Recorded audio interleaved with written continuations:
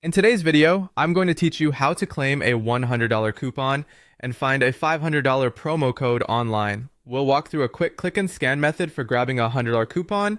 Then I'll show you how to browse a popular coupon site to hunt for a larger $500 promo code, all in a clear, safe, and efficient way. Start on the page you're viewing now and look toward the lower left area. You should see a $100 coupon banner or button tucked in the left corner near the bottom. Click that $100 coupon. Doing this will open the offer details so you can save it properly.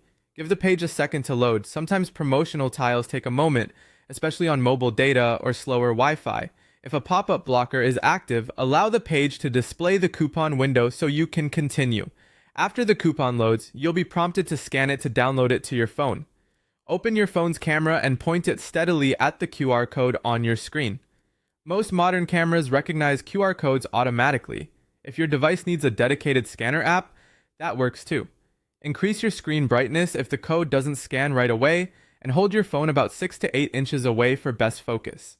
Tap the secure link that appears, then follow the on-screen prompt to save or download the coupon. Keep an eye on the expiration date and any usage limits listed, so you know exactly when and how you can redeem it. Next, let's use a second method for bigger savings by visiting the Retail Me Not website. Open your browser and go to the official Retail Me Not homepage.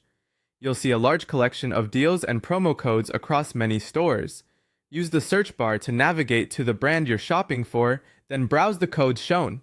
You can sort or skim for the most recent and highly rated options to increase your chances of success. Now focus on finding a $500 promo code.